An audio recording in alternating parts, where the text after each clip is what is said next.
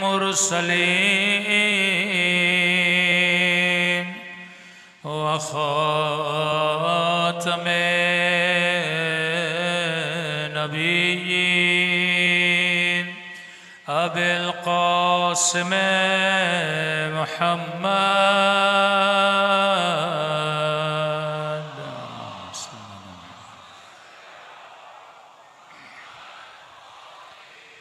व अला तय्यबीन ताहिरीन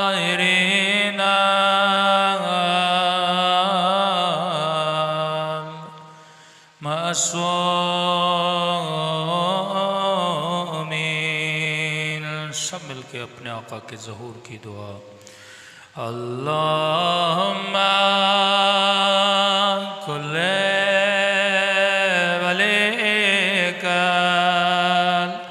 हुज्जत इब्ने ल-हसन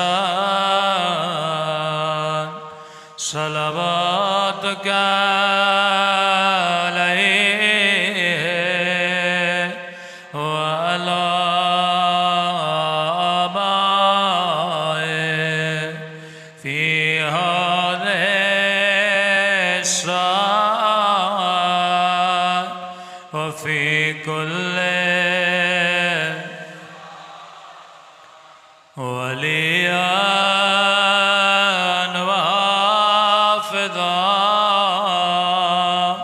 व क़ाइदान व नासिरा व दलीलान व अनाआ हत्ता तुस्किनहु अर्ज़का वतुमत्तअ फ़ीहा तवीला बिरहमतिका या अरहमर राहिमीन। सल्लल्लाहु पढ़े मोहम्मद सल्लल्लाहु अलैहि वसल्लम। बिस्मिल्लाहिर्रहमानिर्रहीम। रब्बि इश्रह ली सदरी व यस्सिर ली अमरी वहलुल उक़दतम मिन लिसानी यफ़क़हू क़ौली। अम्मा बाद फ़क़द क़ाल सुब्हानहू व तआला फ़ी मुहकमि किताबिही बिस्मिल्लाहिर्रहमानिर्रहीम। इन्न फ़ी ख़ल्क़िस समावाति वल अर्ज़ वख्तिलाफ़िल लैलि वन नहार लआयातिन लिउलिल अलबाब। सल्लल्लाहु पढ़े मुहम्मद व आले मुहम्मद।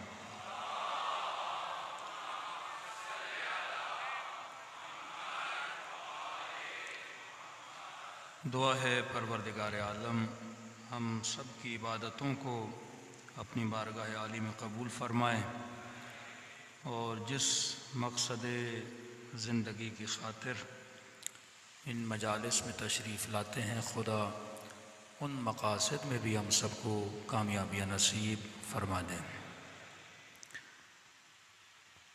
मजालिस के अहदाफ़ में से एक हदफ ये भी है जो कुरान ने बयान किया कि वमन युअज़्ज़िम शाइरल्लाह फ़हिय मिन तक़वल क़ुलूब। जो अल्लाह के शाइर की इज़्ज़त करता है, एहतराम करता है, इसी से इंसान के दिल में अल्लाह का खौफ पैदा होता है। अब शायर से मुराद सिर्फ साई सफ़ा व मरवा नहीं है, सिर्फ खाने खुदा नहीं है, सिर्फ हजर अस्वद नहीं है। शायर हर उस चीज़ को बोला जाता है जो निशानी बन जाए अल्लाह की, जिसको देखकर खुदा याद आए, जिसको देखकर दीन याद आए, जिसकी शहादत का जिक्र करके दीन खुदा की अहमियत लोगों के दिलों में पैदा हो। यानी वाक़यान अगर इमाम हुसैन की शहादत न होती, शायद हमें एहसास होता कि दीन की वैल्यू क्या है, कि खरज तो ले इस्लाह उम्मत जद्दी, उम्मत की इस्लाह के लिए बाहर निकला। अब मैं अक्सर लोगों से एक सवाल करता हूँ कि मौला हुसैन अफजल हैं या दीन? कई चीज़ें लाजिम व मलजूम होती हैं, लेकिन अहमियत बयान करने के लिए कुछ सख्त सवालात किए जाते हैं।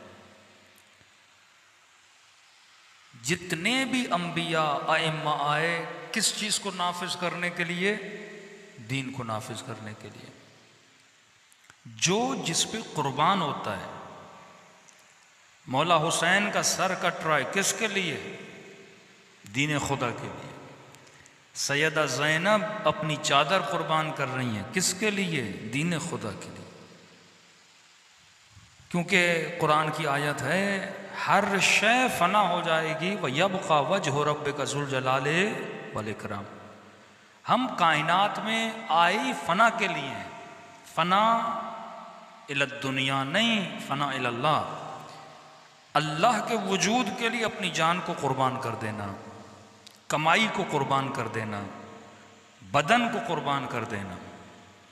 तो जब आप कहते हो बिना ए ला इलाहा इल्लल्लाह अस्त हुसैन दी अस्त हुसैन दी पना अस्त हुसैन, तो दीन को अगर कोई बका अता कर रहा है तो इमाम हुसैन है। लेकिन बचा कौन? दीन बचा। हुसैन ने क्या कुर्बान किया? सर कुर्बान किया ना। आज अगर इमाम हुसैन का नाम जिंदा रखोगे तो दीन जिंदा रहेगा, क्योंकि हुसैन ने दीन की अहमियत हमें बताई। हर साल फर्श अज़ा बिछाने का मकसद यही है कि अपने बच्चों के दिलों में शायर का अदब पैदा किया जाए। जब तक शायर अल्लाह का अदब नहीं तो दीन खुदा का अदब नहीं। अब थोड़ा सा कंपैरिजन करें मुस्लिम सोसाइटी को वेस्टर्न कल्चर के साथ। जब आप वेस्टर्न वर्ल्ड में जाते हो तो वहां दीन का कोई अदब नहीं, चर्च का अदब नहीं, आवाज थोड़ी बढ़ाइएगा, पादरी का अदब नहीं, हजरत ईसा का अदब नहीं, अल्लाह का अदब नहीं। क्या वेस्टर्न वर्ल्ड हमेशा ऐसा था? क्या शुरू से उनके यहाँ दीन की कोई अहमियत नहीं थी? क्या उनके जमा शुरू से बेअदब थे, बेहतराम थे? ऐसा नहीं है। जब आप तारीख उठाते हैं मगरिब की या वेस्टर्न वर्ल्ड को स्टडी करते हैं, वो भी बड़े मुतअस्सिब थे अपने दीन के एतबार से। मैं मुख्तलिफ मजालिस में मिसाल दे रहा हूँ। ओशो की एक नया नज़रिए वाला शख्स पैदा हुआ था जिसने बड़ी बेहयाई 80s में 90s में कई जवानों को यूनिवर्सिटीज़ में इस बंदे ने गुमराह किया। जब ये अमेरिका गया था और अमेरिका में जाकर शहवत के लिए इसका अपना नज़रिया था। ये बोलता था जिस तरह पानी बदन की ज़रूरत है, खाना बदन की ज़रूरत है, शहवत भी बदन की ज़रूरत है। तो जब पानी तुम हर जगह से पीते हो, खाना तुम हर जगह से खा लेते हो, तो शहवत पूरा करने के लिए ये कैदो बंद कैसे? अलियाज़ु बिल्लाह। तो शहवत भी खाने की तरह है, इंसान को जब जहां दिल करे शहवत को पूरा करे। वो किसी रिश्ते का कायल नहीं था, न माँ का, न बहन का, न पुफियों का, न महारिम का। मतलब उसकी निगाह में हर किसी से निकाह जायज़ था, जिसके साथ भी इंसान निकाह करे कोई मसला नहीं है। और इस फिक्र ने उस जमाने में कई लोगों को गुमराह किया। जब ये यूएसए गया, अमेरिका गया, बीबी मरियम की बात आई कि बग़ैर शोहर के एजाज़ इलाही से अल्लाह ने उनको बेटा दिया। तो इस बदबख्त ने जनाब मरियम पे लियाज़ बिल्लाह ज़िना की तोहमत लगाई। हालांकि यही तोहमत यहूदियों ने भी बीबी मरियम पे लगाई थी, लेकिन उस जमाने का मसीही मुआशरा अपने मुकद्दसात, अपने शायर का इतना एहतराम करता था, इन्होंने इस बंदे को अमेरिका में बैन कर दिया। लेकिन इतनी चालाकी से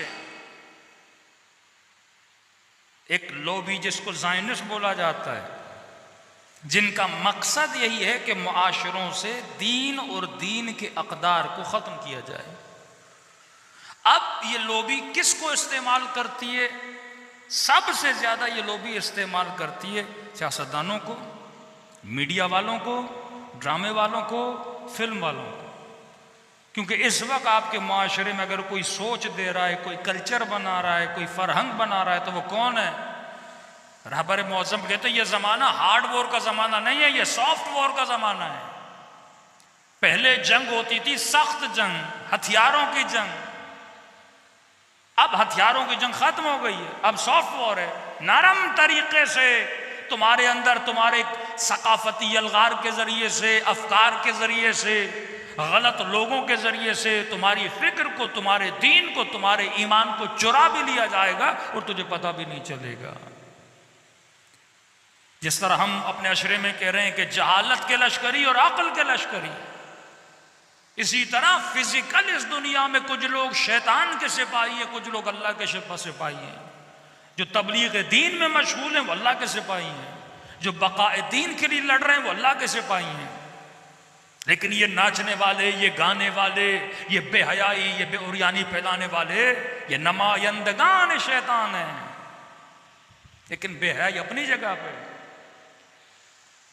माशरा कितना बेहया हो जाए, लेकिन अगर माशरे में मुस्तफ़ा का एहतराम है, अगर माशरे में कुरान का एहतराम है, अगर माशरे में मौला हुसैन का एहतराम है, अगर माशरे में मजलिस का एहतराम है, जब एहतराम होगा तो मजलिस में आएगा, जब आएगा तो इसके अंदर अक़दार दीन क्या होंगे? पैदा होंगे।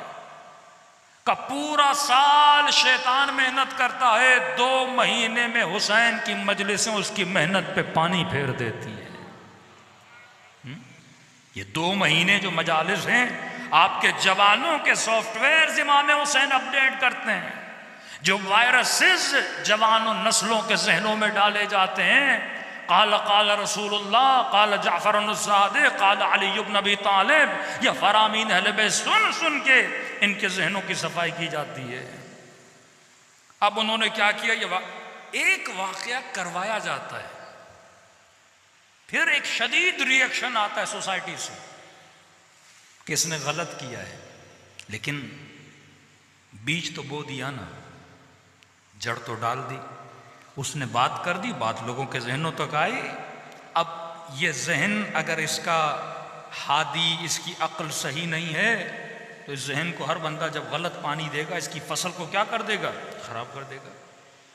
फिर इन्होंने हॉलीवुड में for the first time Hazrat Isa Jesus के खिलाफ फिल्म बनाई।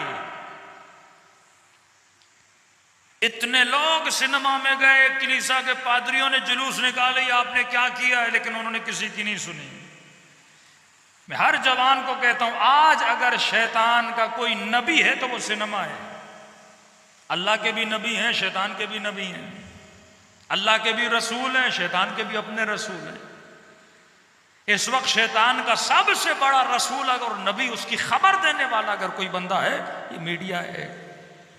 मतलब उसे यूज किया जाता है। मीडिया को अच्छे तरीके से भी यूज कर सकते हो, लेकिन 99% जो मीडिया का यूज है ड्रामों की सूरत में, सोशल मीडिया की बात नहीं कर रहा, फिल्म इंडस्ट्री की सूरत में, उसमें शैतान के नुमाइंदगान है। शहवत अपने उरूज पर, गज़ब अपने उरूज पर, गुस्सा अपने उरूज पर, ये सारी फिल्मों में होता है। हज़रत ईसा के खिलाफ फिल्म बनाई, जिस फिल्म में हज़रत ईसा से अल-इयाज़ु बिल्लाह एक बदकारा औरत थी, और दिखाया हज़रत ईसा नकल कुफ्र न हो, उसके साथ बदफेली में मुब्तला है। क्रिश्चियन सोसाइटी में ये फिल्म चल रही है। आज मैं बोलूंगा हजरत रसूल के खिलाफ अगर कोई मूवी बनाई जाए और मुस्लिम सोसाइटी में चलाई जाए, इसका कॉन्सेप्ट भी नहीं है हमारे जहनों में, तसव्वुर भी नहीं है। आप क्या समझते हो, अगर आपके जहन में तसव्वुर नहीं है तो क्या वो तसव्वुर बना नहीं सकता? वो कहता तसव्वुर बनाने में क्या है? युवस्विसु फी सुदूरिन नास, कई ऐसे काम है आप करते नहीं हो पर आपके जहन में जरूर आते हैं। कई ऐसे गुनाह हैं आप करते नहीं हो पर आपके जहन में जरूर आते हैं। जरूरत नहीं होती उसको जाहिर करने की। उसका काम है लोगों के जहनों में पड़े हुए वसवसों को सिनेमा की चादर पर, सिनेमा के पर्दे पे लाए। जो आप सोचते हो ना गंदा, वो गंदा वो दिखाता है। जो खुराफात आपके जहन में, वो खुराफात पर्दे पे लाता है। थोड़ा सा रिएक्शन आया, फिर दूसरी फिल्म बनाई, फिर हजरत सुलेमान के खिलाफ, फिर हजरत दाऊद के खिलाफ। इतनी गलाजत अंबियाउल्लाह के खिलाफ। तौरात में तो पहले से गलाजत भरी हुई है ना, हजरत दाऊद हजरत सुलेमान के खिलाफ, कि दाऊद ने अल्लाह के साथ कुश्ती की, सुलेमान अलियाज़ुबिल्लाह किसी लड़की पे अलियाज़ुबिल्लाह आशिक हो गए, एक सिपाही था उस सिपाही को मरवा दिया। मतलब पूरी नस्ल अंबिया को ख़राब करने की कोशिश करी गई। हर मुआशरे में उलमा का एहतराम होता है।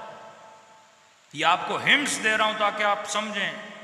जब मुआशरे में उलमा की बेइज्जती, बेवकारी, बेहतरामी करवाई जाती है, या बाज़ औक़ात बड़े सुलझे हुए लोग ये काम करते हैं, जिससे शिया कौम को पाकिस्तान में बड़ा नुकसान हुआ। इस टॉपिक में मैं 8-9 मुहर्रम को बात करूंगा। जब इज्जत मुआशरे में आलिम की ख़त्म हो जाती है, दीन की वैल्यू भी ख़त्म हो जाती है। पादरियों के खिलाफ फिल्में बनाई गई, कलीसियाओं के खिलाफ फिल्में बनाई गई। आज आप वेस्टर्न कल्चर में जाते हैं, बाइबल का कोई एहतराम नहीं, कलीसिया का कोई एहतराम नहीं, पादरियों का कोई एहतराम नहीं, क्योंकि उन्होंने दिखा दिखा कर लोगों के अंदर से एक कभी फेल को नॉर्मलाइज कर दिया कि फरमाया आखिरी ज़माने में कभी को कभी नहीं समझा जाएगा। आपके सामने कोई मसलन खुदा न खास्ता गाली दे, आप पहली बार बहुत बुरा मानेंगे, दोबारा गाली देगा, तीसरी बार गाली देगा, 4, 5, 6, 7, 8 बार देगा, आपके लिए वो मामला नॉर्मल हो जाएगा। पहली बार आपका बच्चा आपके सामने सिगरेट पी, आपको बुरा लगेगा, लेकिन 10 बार अगर ये काम करे नॉर्मल हो जाएगा। फॉर द फर्स्ट टाइम अगर कोई खातून टीवी पर आए और दुपट्टा न पहने या कुछ लिबास गंदा पहने, आपको बुरा लगेगा। भाई पाकिस्तान है, इस्लामी मुल्क है, इस्लामी मूवीज में ऐसा गाना आ गया, बुरा लगेगा।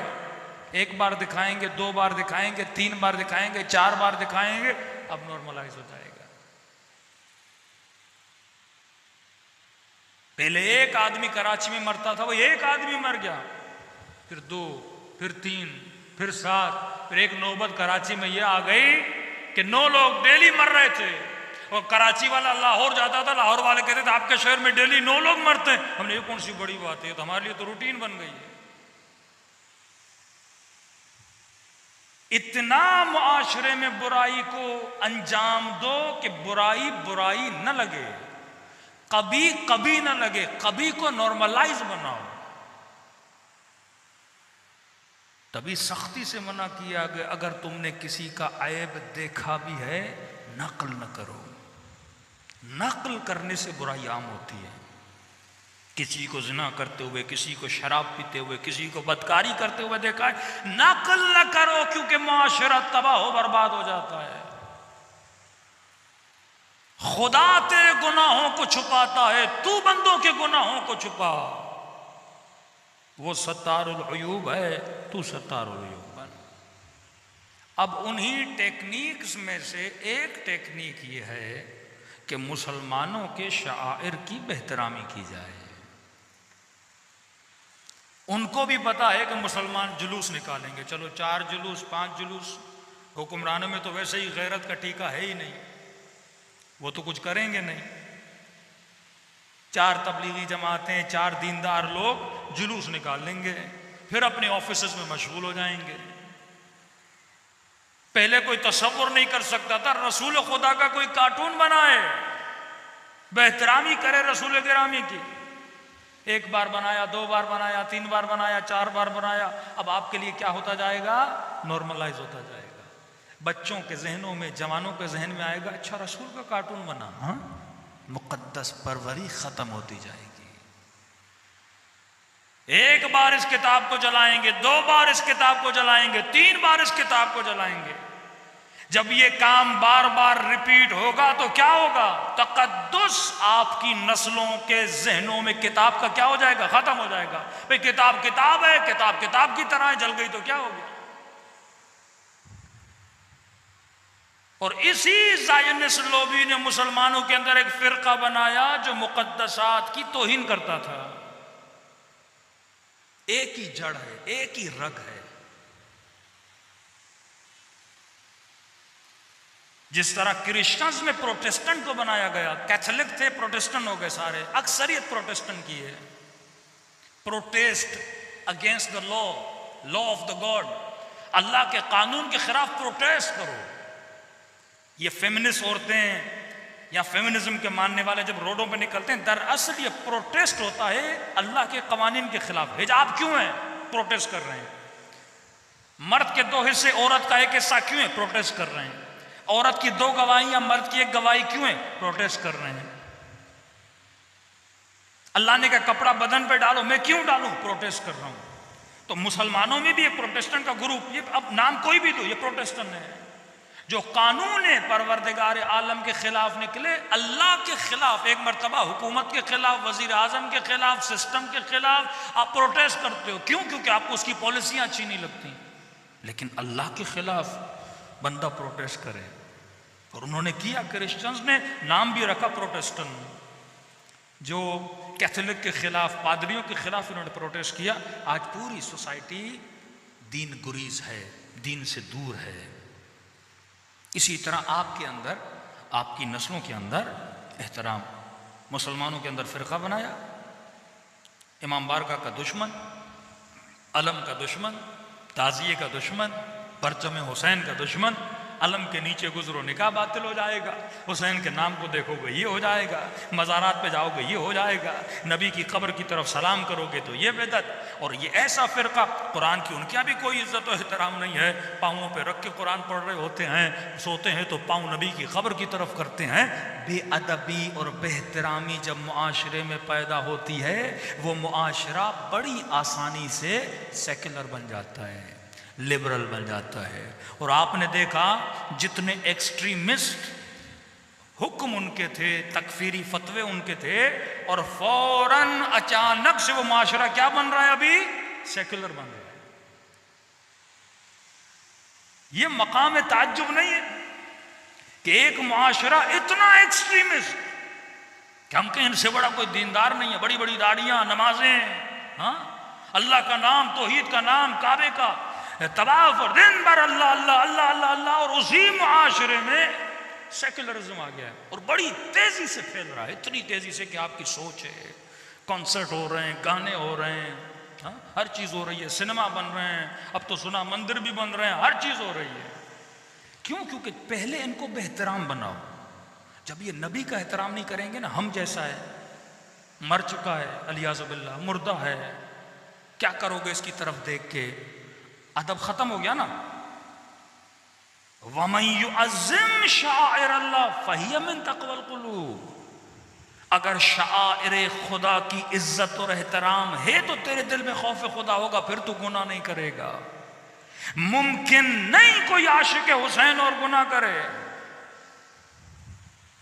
मुमकिन नहीं कोई आशिक अली और गुनाह की तरफ जाए। कोई सोच भी सकता है कि सलमान गुनाह करे, हबीब गुनाह करे, मालिक अश्तर गुनाह करे, खुमैनी गुनाह करे, हुसैनी गुनाह करे, सोच भी नहीं सकते, क्योंकि मिन तक़वल क़ुलूब।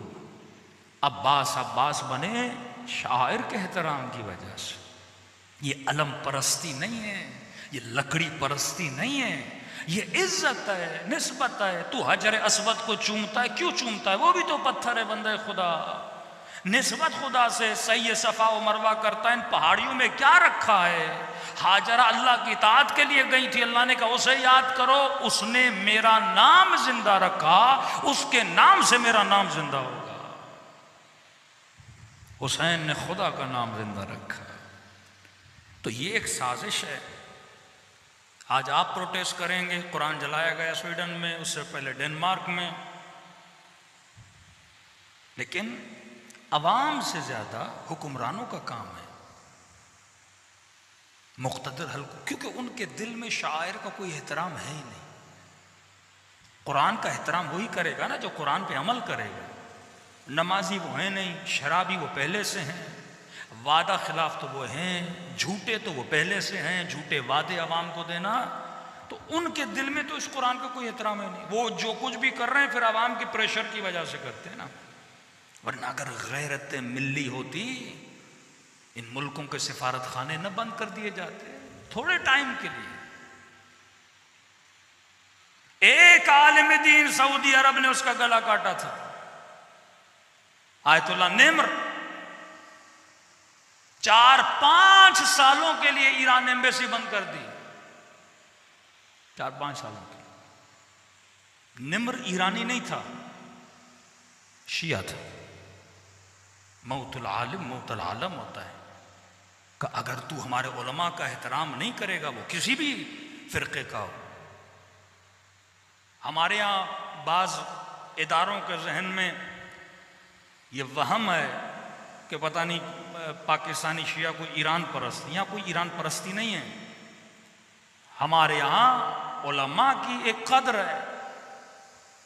पूरा इराक आयतुल्लाह सिस्तानी की सुनता है। सिस्तानी कौन है? ईरानी। ये उनके जहन में है ही नहीं कि बंदा ईरानी है क्या है। वो हमारे यहाँ एहतराम मर्ज़े का होता है, वो किसी भी कौम का हो, वो किसी भी मकतब का हो, वो किसी भी मुल्क का हो। शिया मर्ज़े का एहतराम करता है। पूरा इराक आयतुल्लाह सिस्तानी की सुनता है। उससे पहले आयतुल्लाह मोहसिनुल हकीम इराकी थे। पूरी दुनिया के शिया उनकी इत्तिबा करते थे। हमारे यहां नस्ल परस्ती तो है ही नहीं। दूसरा ये जहनों में डाला जली आज़ुबिल्लाह कि मुझे एक बात ये बहुत बुरी लगती है कि जिस तरह इंडिया के मुसलमान बार बार इंडियन गवर्नमेंट को ये एहसास दिलाते हैं कि हम हिंदुस्तानी हैं, हम हिंदुस्तानी हैं, क्योंकि उनको यही बोला जाता है कि तुम पाकिस्तानी हो। और ये चीज मुझे यहां महसूस होती है कि हमें क्यों बताना पड़ता है कि हम पाकिस्तानी हैं, हम हुब्बुल वतनी हैं। हर कौम का एक जीन होता है।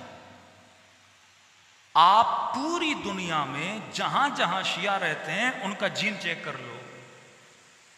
पूरी दुनिया में शिया जहां भी है वो नेशनलिस्ट है, कहीं भी चले जाओ। ईरानी शिया बेइंतहा अपने वतन से मोहब्बत करता है।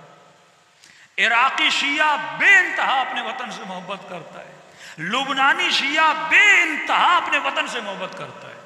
इराक का सुन्नी इतनी इराक से मोहब्बत नहीं करता। लुबनान का सुन्नी और क्रिश्चियन इतनी लुबनान से मोहब्बत नहीं करता, क्योंकि जितनी जाने लुबनानियों ने लुबनान के बचाने के लिए दिए किसी और लुबनानी ने नहीं दिए। जितनी जाने शिया इराकियों ने इराक के बचाने के लिए दिए किसी और शिया ने नहीं दी। अजरबैजान का शिया जितनी अजरबैजान से मोहब्बत करता है वहां का कोई और मकतब वाला नहीं करता। तो शिया किसी भी मुल्क का हो वो अपने वतन का आशिक होता है, क्योंकि ये दर्स हमें किसने दिया है? इमाम हुसैन ने दिया है। आप एक फिरका एक जगह पे शिया नहीं दिखा सकते जिन्होंने अपने वतन के साथ बगावत की। अब वो चाहे शिया इंडिया का हो, इंडियन शिया भी हिंदुस्तान से मोहब्बत करता है, क्योंकि ये चीज फर्श अज़ा से मिलती है कि जिस मिट्टी पे रहते हो उस मिट्टी से बगावत न किया करो। अगर मराजे से इश्क है, आगा खामनी से इश्क है, आगा सिस्तानी से इश्क है, ये हमारा एक मकतबी मसला है। मर्जा कहीं का भी हो। इराकियों में क्यों तासुब नहीं? सिस्तानी ईरानी हम क्यों सुने? पूरे इराक की पॉलिसी आगा सिस्तानी बनाते। मर्जा है ना, मर्जा की बात मानी जाती है। यही तो कुव्वत, यही तो कुदरत, यही तो हमारे इंसजाम की ताकत है जो अहले बैत ने दिया। नस्ल परस्ती हमारे यहाँ है ही नहीं। इमाम बचपन में भी इमाम बने, हमारा इमाम है। हमारे यहाँ मयार तक़वा, हमारे यहाँ मयार तहजीब, हमारे यहाँ मयार कलाम मासूमीन है। तो दुश्मन की ये साजिश शुरू से रही है कि आपकी नस्लों को, क्योंकि ये पूरा प्लान है कि मुसलमानों को सेकुलर बनाया जाए। अब वो वहाबियत को क्लोज करने का टाइम आ गया है। अब एक्सट्रीमिस्ट मुसलमान के जितने गुरु हैं उनको बंद करने का पैगाम आ दिया है, भाई जितने भी एक्सट्रीमिस्ट ग्रुप्स हैं इनको बंद करो। अब इनके जितने भी फंक्शंस हैं या त्यौहार हैं या रसूमात हैं उनको फेस्टिवल का नाम दो, वो बेदारी ख़त्म कर दो। क्योंकि आपको नहीं पता कि आपके जुलूस, आपकी आज़ादारियाँ दुश्मन के लिए कितना ख़तरा रखती हैं। वल्लाह अगर कौमें नजरियाती बन जाएं, इन जुलूसों से क्या कुछ नहीं हो सकता। 35 ईयर सद्दाम इराक मेरा जुलूस नहीं निकलने देता था। क्यों?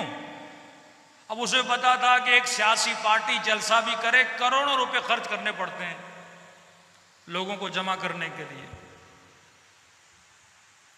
यह भी अफसोस का मकाम है, आजकल मजालिस भी सियासी जलसों की शक्ल इख्तियार कर गई है। मेरे मौलवी का रश कितना है और तेरे मौलवी का रश कितना है। भाई ये मेयार थोड़ी है, नंबरबाजियां हो रही हैं। कोई पार्टी पैसे खर्च करके भी बड़ी मुश्किल से 2 लाख 4 लाख लोग जमा करती है। यहां आशूरा का दिन आता है, हुसैन के नाम पे बच्चे बूढ़े सब बाहर निकल आते हैं। हाँ। ये किस कौम के पास ये जज्बा है मुझे बताइए? पूरी दुनिया में, पूरी दुनिया में कौन सी कौम है जो अपने इतने लोग बाहर निकाले? ये ट्रेनिंग थी मकतब अहल बैत में, ताकि अपने हक के लिए बंदा बाहर निकलने का जज्बा रखे। किसी और को निकालना बड़ा मुश्किल है, लेकिन शियों को तो ट्रेनिंग है। लोग 3 दिन का धरना नहीं दे पाते, शियों को क्या है, धरना देंगे, नूहें पढ़ते रहेंगे, मौला का नाम लेते रहेंगे। हाँ? हमारे तो बच्चे बच्चे को ट्रेनिंग है ना बाहर निकलने की। इस चीज से बड़ा खतरा है।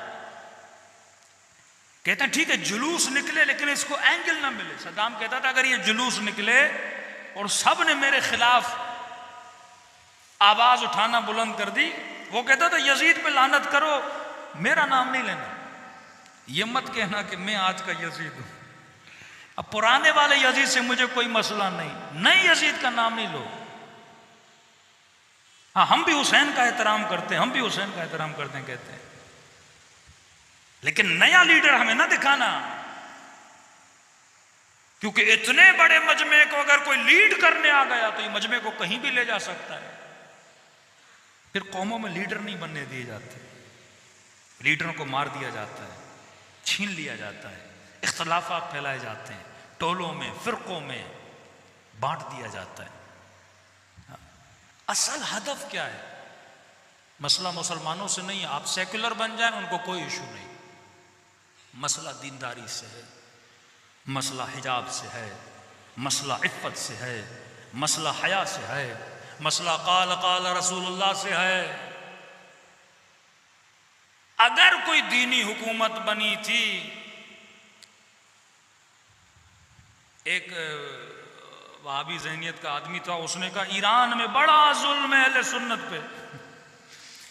तो पाकिस्तानी साहब खड़े हुए थे, उसने कहा ठीक है भाई, जितना जुल्म ईरान में सुन्नियों पर है तुम उतना ही करो हमारे ऊपर पाकिस्तान। जितनी आसाइशें मिली हुई हैं आप सोच भी नहीं सकते। बाय रोड जाएं पाकिस्तान के बलूचिस्तान से, और जैसे चाबहार में आप इन होंगे, चाबहार से ईरान शहर चले जाएं, वहाँ से जितने भी अहले सुन्नत के इलाके हैं, यानी ऐसे लगता है कि ये भी बलोच हैं, ये भी बलोच हैं। लेकिन आप उनकी ज़िंदगियाँ देखें, गाड़ियाँ हैं, शहर के डेवलपमेंट्स हैं, सब कुछ है। क्योंकि शीअत में तासुब है ही नहीं। ईरान में ये कॉन्सेप्ट ही नहीं है कि शिया मस्जिद में कोई अहले सुन्नत आके नमाज पढ़े और वहाँ पे ये हो कि उसको मस्जिद से निकाला जाए।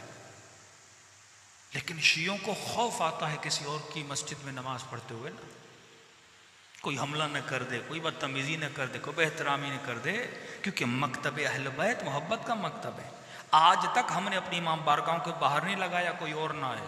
हम तो खुल्लम खुल्ला क्या देते हैं, दावत देते हैं, क्योंकि हमारा अकीदा है कि अहल बैत की महफिल में आएगा, मोहब्बत अहल बैत लेकर बाहर जाएगा।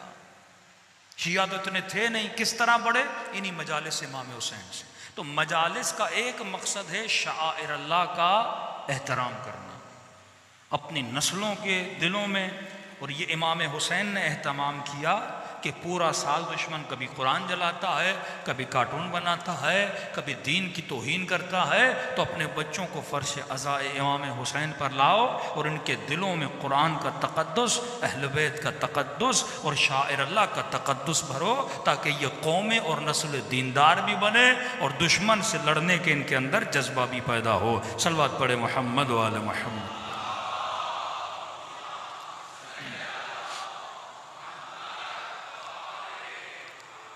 व अज्जल फ़रजहुम। तो जिसमें जितनी ताकत है, तवानाई है, वो इंसान कोशिश करे कि परवरदिगारे आलम अलैहिस्सलातु वस्सलाम के दीन की हिफाजत के लिए अलम बुलंद करे। और जो दुश्मन ये कोशिश कर रहे हैं अपने घरों में सेकुलरिज्म के असबाब को निकालिए, ये गंदे ड्रामे, ये गंदी फिल्में। देखिए, एक तो हमारे ज़िम्मेदारों ने भी इस चीज़ पे तवज्जो बहुत कम दी। हाँ, है ना, कि अक्ल अगर कौमों में न हो तो कौमें गलती करती हैं। जज्बाती जहन हमेशा गलत फैसले करता है। पहले नया नया कैमरा आया तो फतवे आए, कैमरे से फ़ोटो निकालना हराम। टीवी आया का घरों में टीवी रखना हराम है। वीसीआर आई का वीसीआर ख़रीदना हराम है। और ऐसे जज्बाती मोमेंट थे, दुकानें तोड़ दी, वीसीआरें तोड़ दी बेचारे लोगों की, कि ये भी हराम है, ये भी हराम है। सिनेमा बना, ज़ियाउल हक़ का ज़माना आया, सारे सिनेमा घर उसने क्या कर दिए? तोड़ दिए, का ये शैतान के घर हैं।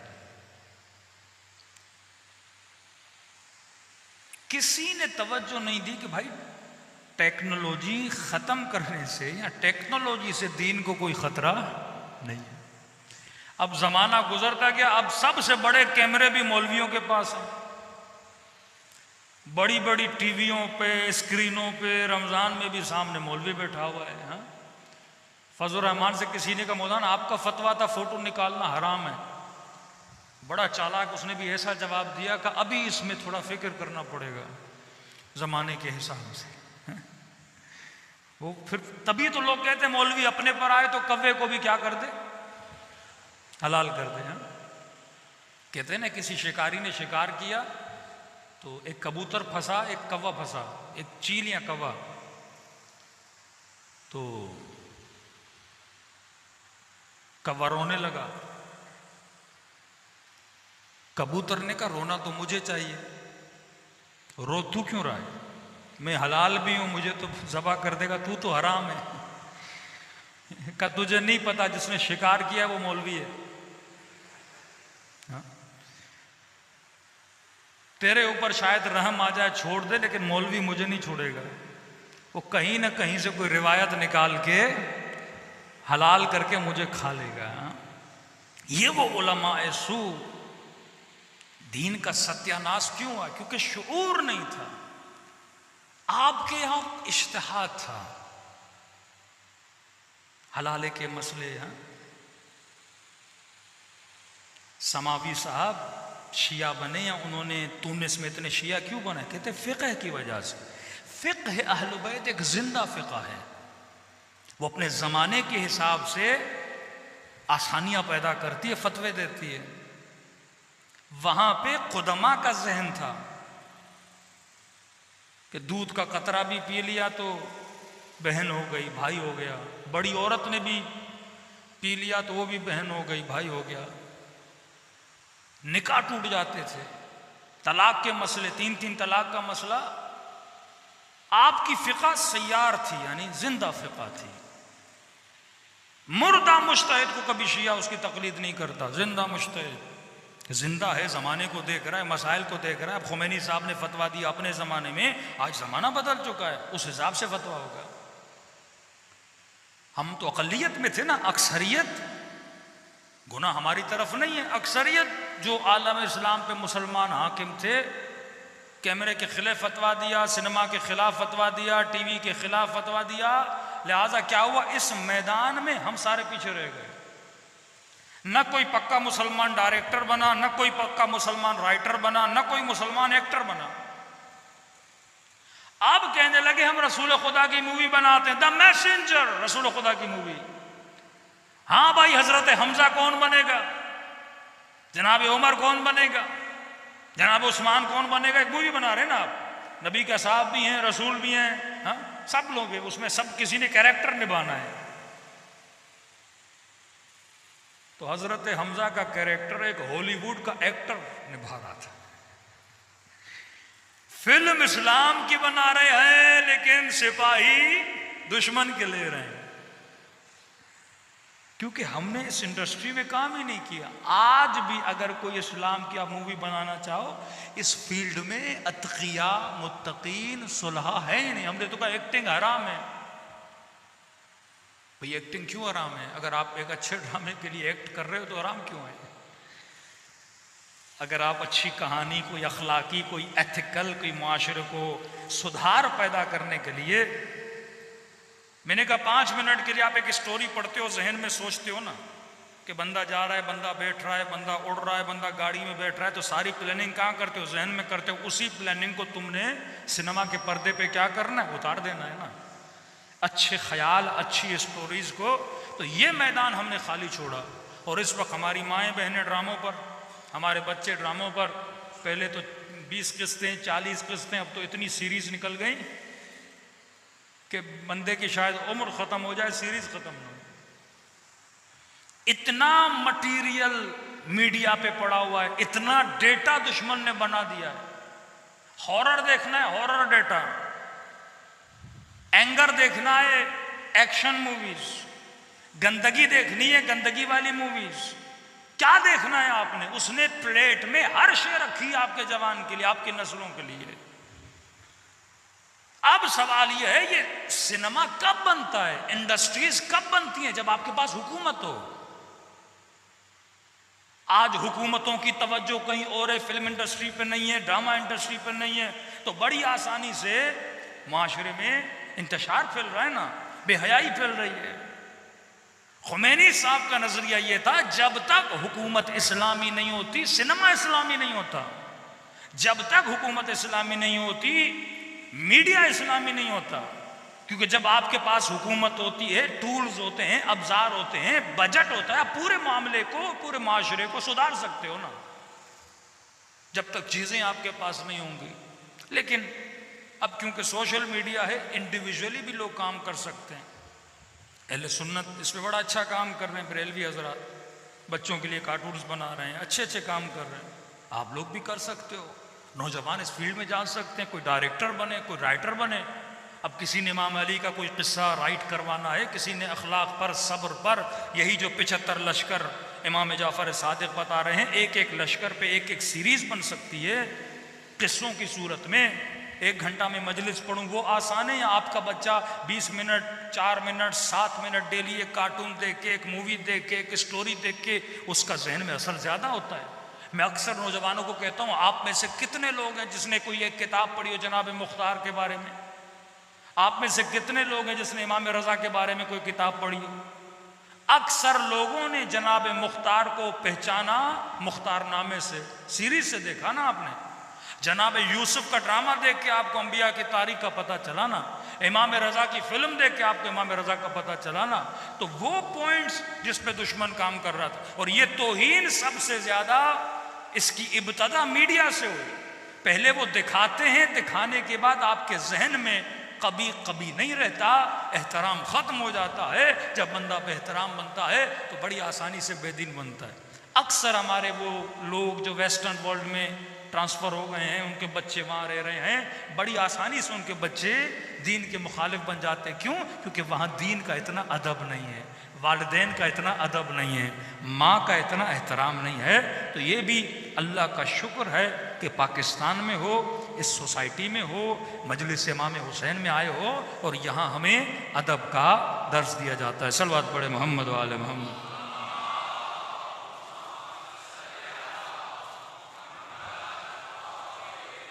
मैं माजरत चाहता हूँ आज या अली, क्योंकि कुरान सोजी का वाक़या हुआ था, तो उस पर क्योंकि कोई भी वाक़या होता है उसके पीछे एक बहुत बड़ी साजिश होती है। साइकोलॉजिकली आपके जहनों के साथ खेलते हैं और उनको पता है वो क्या कर रहे हैं।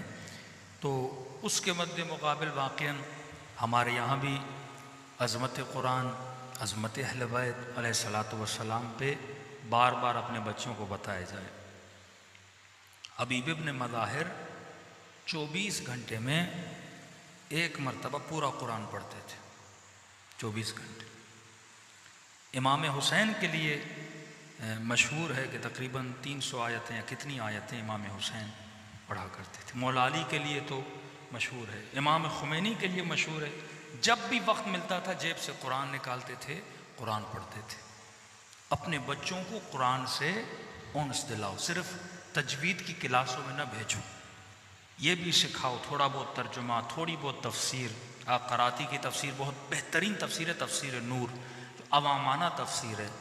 डेली एक आयत, 2 आयतें, माँ बेटी बाप ये आपस में बैठ जाएं 4-5 लोग। चलो जुमे के दिन एक दिन मुख्तस कर लो कि जुमे के दिन हम कुरान की 5 आयतें पढ़ेंगे, आधा सफ़ा पढ़ेंगे।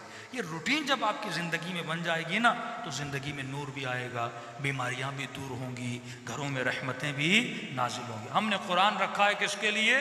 रमज़ान के लिए।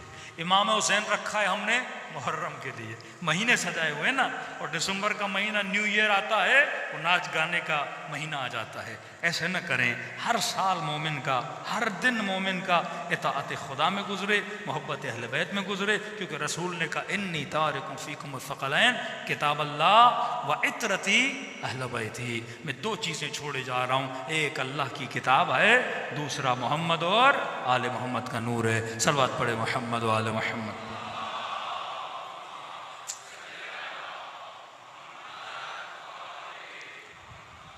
वक्त आज बहुत गुज़र चुका है। मैं सिर्फ़ अक़ल की तारीफ़ आज करूँगा। कल से इंशाअल्लाह हम रिवायत पढ़ना शुरू करेंगे और बड़ा दिलचस्प मौजू होगा कि यानी इतना खुल के खुदा ने निशानियाँ दी हैं कि साहिबान अक़ल कौन है। और आज मैंने खोली थी सूरह नूर, और कल जिसको मुतालिया करना हो तो आप सूरह नूर की 35वीं आयत शुरू करें। 3-4 आयतें हैं इंशाअल्लाह ताला, कल पढ़ेंगे। इस सूरह नूर में क्योंकि अक़ल भी नूर है और कुरान सूरह नूर है, और रसूल फरमाते हैं अव्वल मा खलक़ल्लाहु नूरी, मेरे नूर को खल्क़ किया। और अहले बैत को शजर भी बोला गया, और अल्लाह ने कहा अल्लाहु नूरुस समावाति वल अर्ज़, उसके नूर की मिसाल एक मिशकात है। मिशकात कहते हैं अहले बैत अलैहिस्सलातु वस्सलाम है।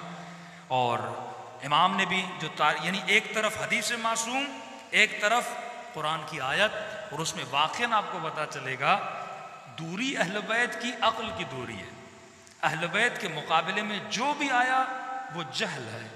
जिस तरह अल्लाह के मुकाबले में शैतान आया तो शैतान मज़हरे जहालत है, अहले बैत के मुकाबले में जो भी आएगा वो मज़हरे जहालत है। अक़्ल महज़, अक़्ल कामिल अगर कायनात में कोई है वो मोहम्मद और आले मोहम्मद हैं। इमाम 75 लश्कर के नाम लेते हैं और फरमाया कुछ लोगों में 2 तरह की अक़लें हैं। एक अक़ल मतबू है, एक अक़ल मसमू है। मतबू अक़ल यानी तबीई, बाय नेचर हर बंदे के पास है, लेकिन इसके लेवल्स अलग अलग होते हैं। मतलब अक़ल मतबू पैदा होते हर बंदे की बराबर नहीं होती। जिस तरह मैंने ट्विंस बच्चों की मिसाल दी थी कि एक ही घर में एक ही माँ के पेट से 2 बच्चे पैदा हों, एक ही बाप का लुक़मा खाएं, कोई सखी होता है कोई कंजूस होता है। बाज़ औक़ात एक बंदा बिलकुवा बिलफ़ेल की मैंने बात की थी, अक़ल मतबू में वो बंदा सच्चा है, उसको दोस्त इतना सिखाते हैं यार फलां जगह पे जाना है, 2 मिनट के लिए झूठ बोलना, बड़ी कोशिशें और ट्रेनिंग करके भी जाता है, फिर भी उससे झूठ बोला नहीं जाता, क्योंकि तबअन वो बंदा सच्चा है। अब इस सच्चाई की कोई ज़ातन वैल्यू नहीं है, क्योंकि बाय नेचर वो सच्चा है ना, उसने सच्चाई को हासिल करने के लिए कोई मेहनत नहीं की। अब इसने मेहनत करनी है, इसको बाकी मतलब इसके पास एक सिपाही मौजूद है, तबीअतन पैदाइश इसके पास अक्ल का एक सिपाही मौजूद है। अब इसने दूसरे सिपाहियों को क्या करना है, इकट्ठा करना है। दूसरी जगह पे एक बंदा है जो पैदाइशी मसलन कंजूस है, ये इसके पास जो सिपाही है ये जहालत का सिपाही है।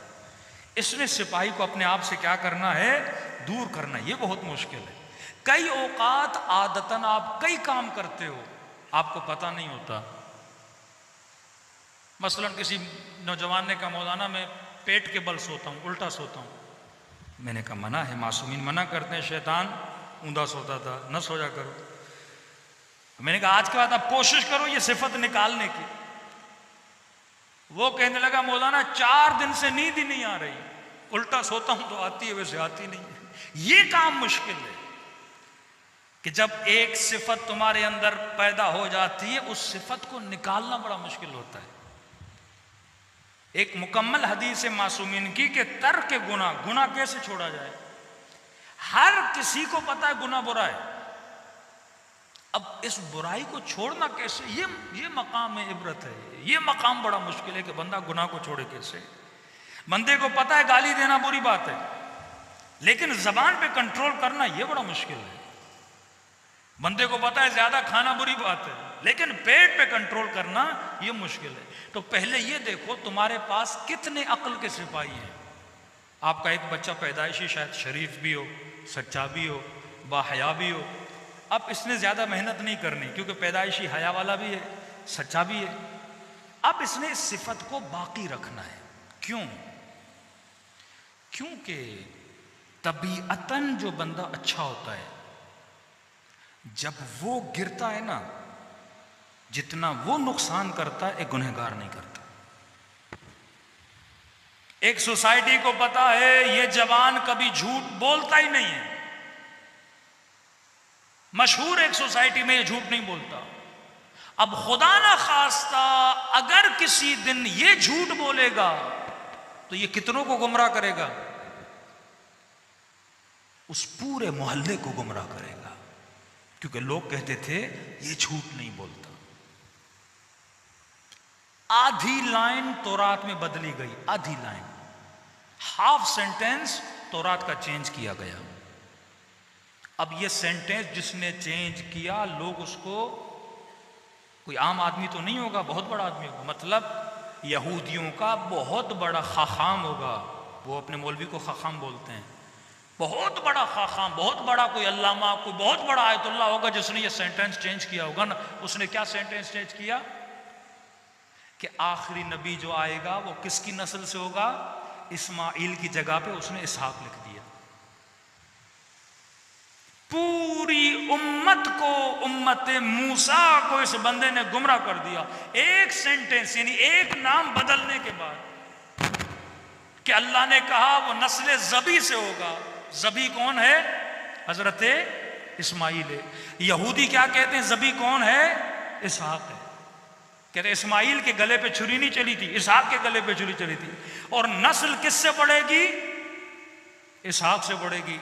और रसूल खुदा ने जब अपना शजरा बताया, कहा मैं इस्माइल से हूँ। यहीं पे इख्तलाफ बना, कहा नहीं वो इसहाक से होगा, इस्माइल से नहीं होगा। और खुदा ने कुरान में हजरत इब्राहिम का वाक़या इसलिए नकल किया ताकि यहूदियों की आंखें खोली जाएं। वो इसहाक नहीं था, कौन था? इस्माइल था। आधा सेंटेंस बदलने से लोगों का दीन तबाह हो बर्बाद हो गया। एक लफ्ज है, कहा मन कुंत मौला हो फहाजा अलीयुन मौला। मुफ्ती और मौलवी ने मौला का माना बदल दिया। उम्मत को बोला मौला का मतलब है दोस्त। एक सेंटेंस बदलने से पूरी उम्मत अली की विलायत की मुनकिर हो गई ना। अब ये कौन बोल रहा है? आम आदमी नहीं। ये जाले हदीस का काम मुझसे और आपसे नहीं करवाया जाएगा, बड़े बड़ों से करवाया जाएगा। अय्याम फातिमा मेरा खमसा है जिसमें 3 यहूदियों का मैंने जिक्र किया जो मुसलमान बने।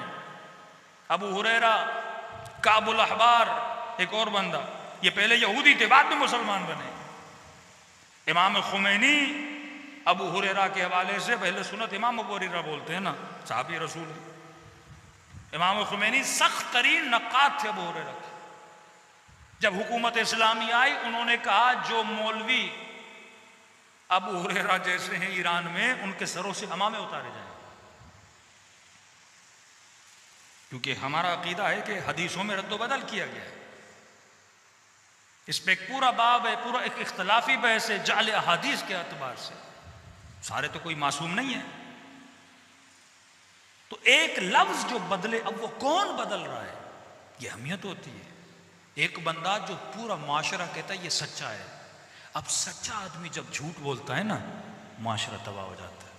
एक रेडी वाला झूठ बोले मसला नहीं है। मूसा का सगा कजन है ना कारून, बड़े बड़े आबिद बनी इसराइल के जब झूठ बोलते हैं तो माशरा तबाह होता है। तो अब देखो, शैतान छोटे छोटों पे मेहनत नहीं करता, वो बड़ों पे मेहनत करता है। उसको पता है मैंने मुफ्ती को गुमराह कर दिया तो पूरी कौम क्या हो जाएगी, गुमराह हो जाएगी। अन्नासु अला दीन मुलूकिहिम, लोग अपने हुक्मरानों के दीन पे होते हैं। तभी दुनिया की बड़ी बड़ी ताकतें आप पे कम मेहनत करेंगी। किस पे मेहनत करेंगी? हुक्मरानों पे। वो गुमराह हो गए, कौम गुमराह हो गई। सेलिब्रिटीज, बड़ा खतरनाक शोबा है सेलिब्रिटीज का। शिया सेलिब्रिटीज, अहले सुन्नत की सेलिब्रिटीज, जिनके 5-5 मिलियन, 2-2 मिलियन, 1-1 मिलियन फॉलोवर्स हैं, उनके ऊपर हाथ रखा जाता है। इसे गुमराह करो, सारे जवान गुमराह हो जाएंगे। इसके कपड़े, इसका हुलिया, इसका बोलना, इसका तर्ज, इसका तरीका, इसका फैशन, पूरी दुनिया, पूरी कौम जो उसके फॉलोवर हैं उसके पीछे। तो ये फॉलोइंग बड़ी खतरनाक है कि बंदा शोहरत की टॉप पर हो और वहां से गिरे, क्योंकि वो पूरी कौम को गिरा देता है। कहते हैं जब मौलवी फिसलता है तो पूरी कौम फिसल जाती है।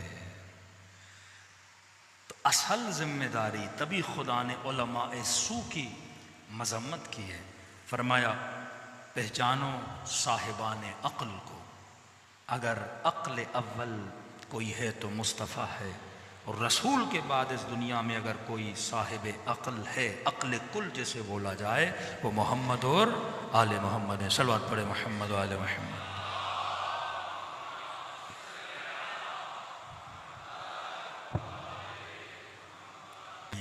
अल्लाह की दरबार में चलें, शुहदाए करबला को पुरसा दें और ये दुआ करें कि खुदा वो अक्ल हमें नसीब करे जो इसने मोहम्मद और आले मोहम्मद को अता की, जो असहाबे अहले बैत को अता की।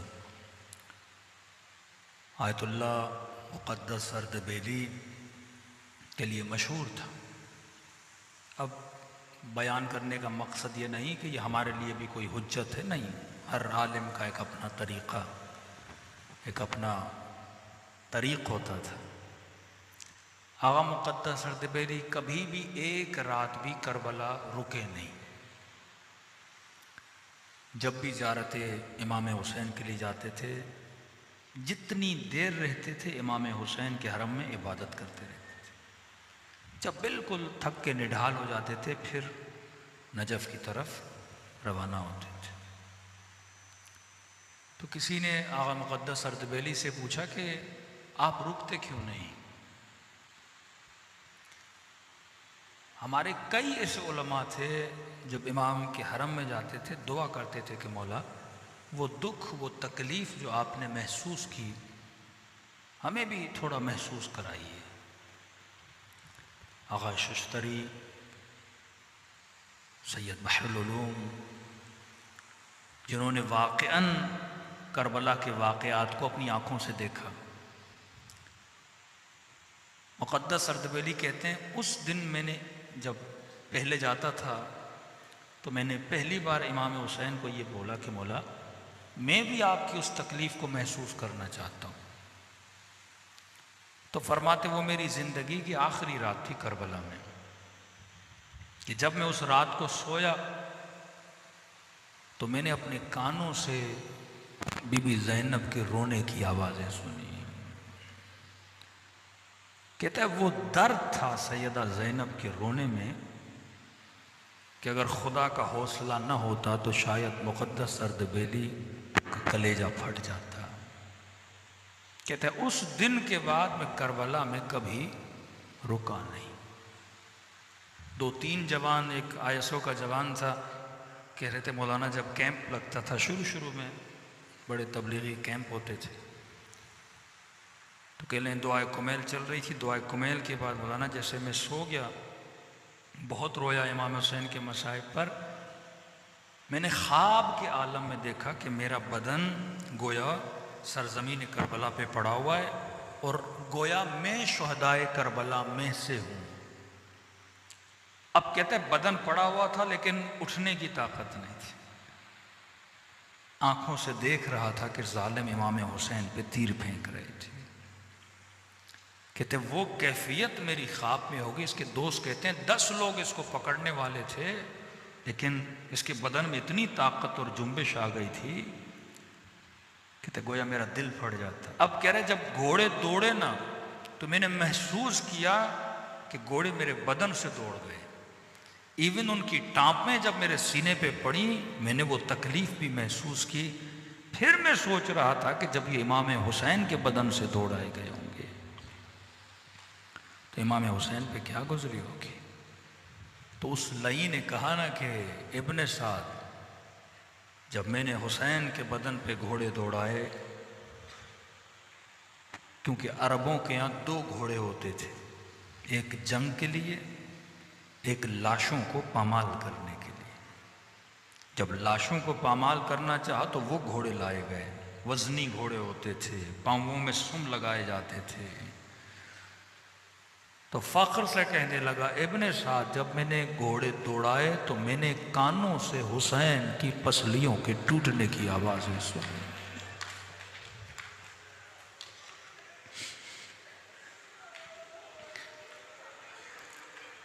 बीबी ज़ैनब से पूछा गया ना, बीबी 11 मुहर्रम को आपने खुद को ऊंट से क्यों गिराया?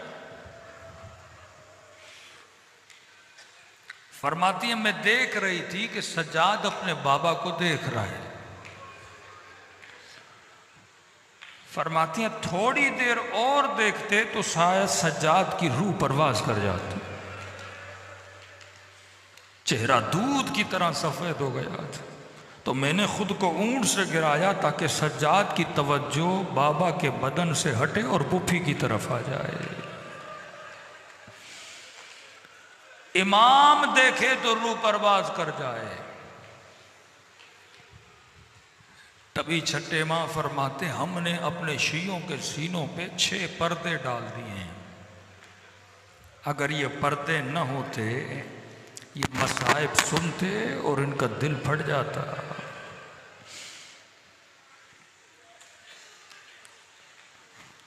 दिलों को करबला ले जाएं। आज ये रातें गुजर जाएंगी, 1 हफ्ते के बाद आशूरा भी ख़त्म। जितना रिज्क ले सकते हैं इन 10 दिनों में अहले बैत के दर, अहले बैत के सुफरे से हासिल करें। ऐसे सलाम करें जैसे सैयदा ज़ैनब ने भाई को किया। ऐसे सलाम करें जैसे जनाब जाबिर ने किया। अस्सलामु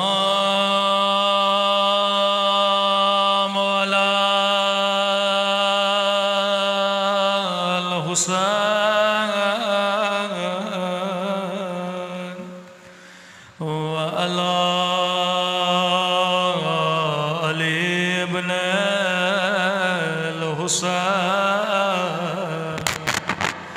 व अला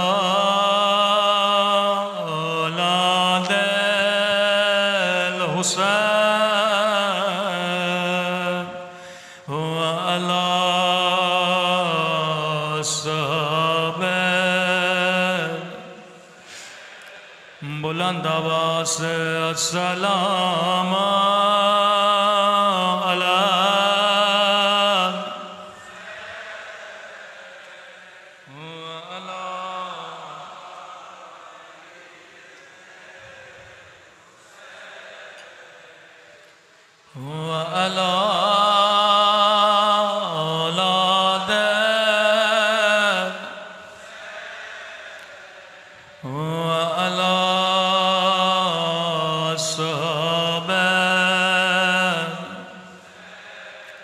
सब मिलके अस्सलाम अला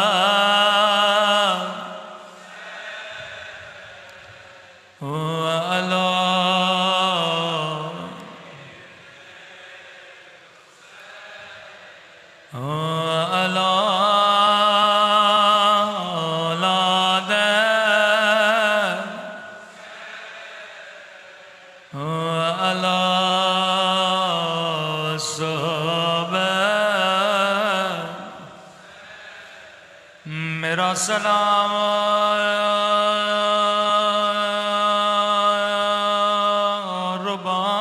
रुबाब की उजड़े हुए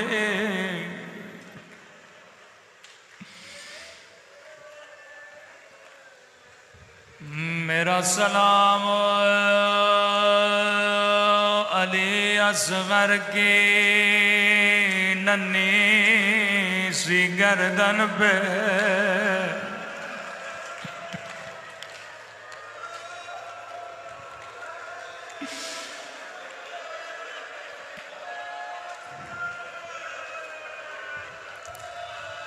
मेरा सलाम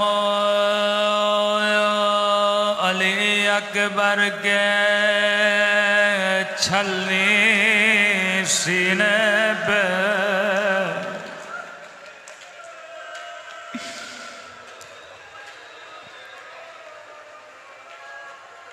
मेरा सलाम कासिम के टूटे हुए बसलियों पे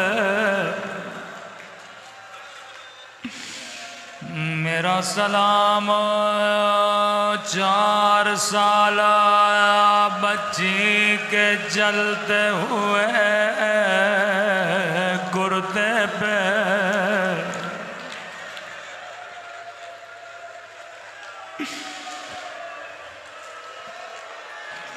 मेरा सलाम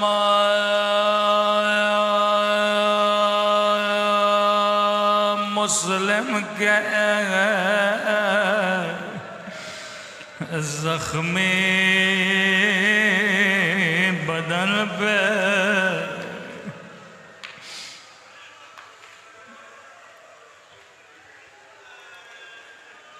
रिवायत के जुमले आए कूफे में जब कटी हुई गर्दनें आई छोटे छोटे बच्चे जो बड़ों को देखते हैं वही काम दोहराते हैं कूफे के बच्चे गर्दनों को पत्थर मारने लगे नो के नेज़ा पे सरों को पत्थर मारने लगे एक छोटे बच्चे ने पत्थर उठाया इमाम हुसैन को मारना चाहा एक कटी हुई गर्दन से आवाज आई मेरे लाल नमार ये तेरा मौला है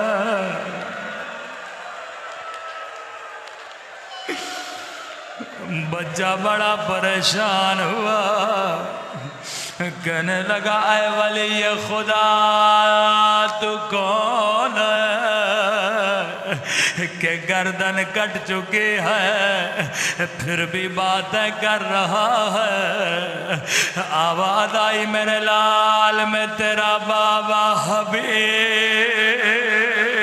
बुले मजा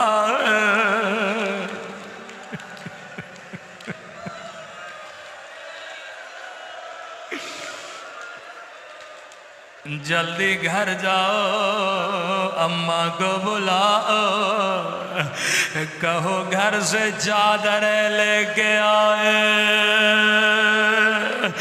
ज़हरा की बच्चियाँ मेरे अल्लाह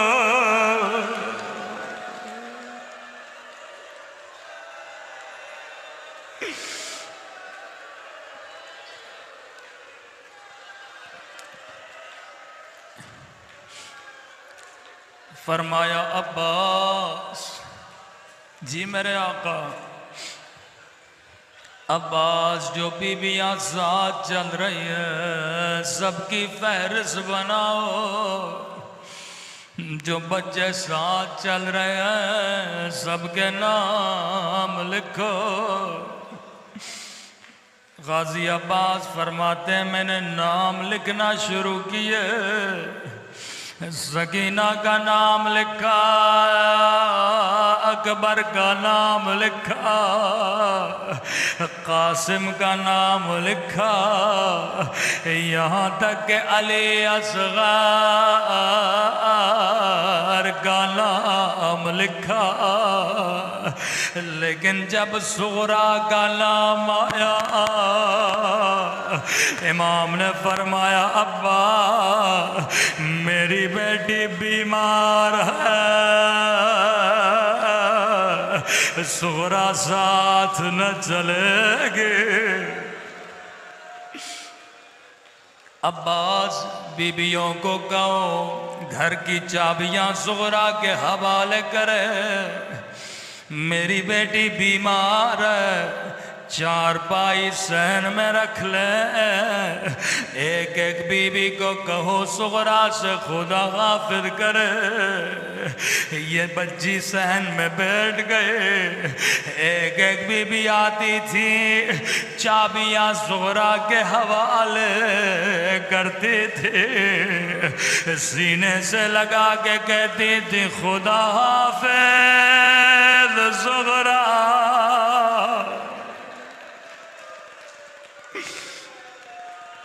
लेकिन जवाब में सुगरा कुछ भी न कहते थे। आखिर में बीबी ज़ैनब की बारी आए, सीने से लगाया, रोकेगा खुदा हाफिज सुगरा, अगर जिंदगी रहे तो फिर मिलेंगे। रावी कहता सुगरा ने दोनों बाएं पुफी के गले में डाले, रोके कहने लगी पुफी अम्मा मैं समझ गए मेरा बाबा वापस नहीं आएगा। पुफी अम्मा मैं यतीम हो गए, मैं समझ गई मेरा अकबर वापस नहीं आएगा।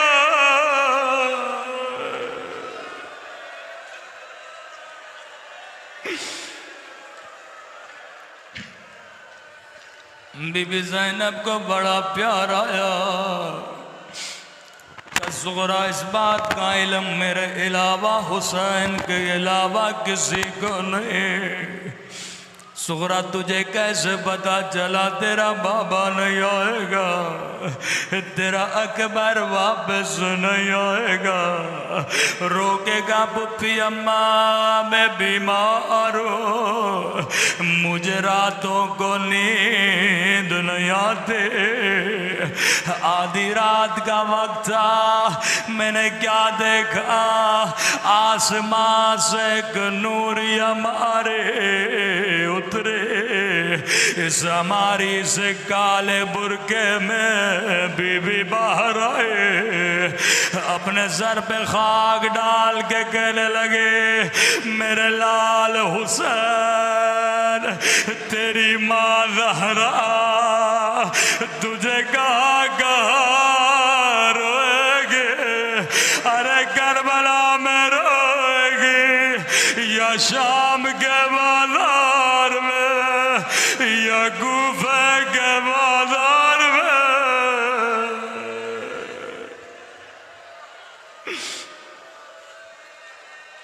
बीबी ज़ैनब रोते रोते इमाम हुसैन के पास गए, फरमाया मेरी जान हुसैन, अगर सुगरा के न चलने की वजह उसकी बीमारी है, मैं ज़ैनब वादा करती हूँ सुगरा का ख्याल करूँगी, अपने हाथों से खाना खिलाऊंगे। लेकिन अगर कोई और वजह है हुसैन मुझे भी तो बताओ।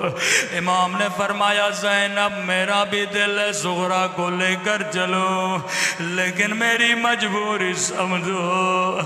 बहन ज़ैनब जितने बच्चे चल रहे हैं किसी की शक्ल बाबा अली से मिलती है, किसी की शक्ल हसन से मिलती है, किसी की शक्ल लाना रसूल खुदा से।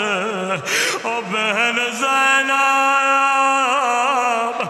मेरी सुगरा की शक्ल मेरी अम्मा ज़हरा से मिलती है। मैं इमाम इल्म गैब से जानता हूँ मेरे जाने के बाद तेरे हाथों में रस्सियाँ तुझे शराबी के दरबार में, अरे मैं कैसे बर्दाश्त करूं मेरी अम्मा की शबी बाजारों में फहराई जाए।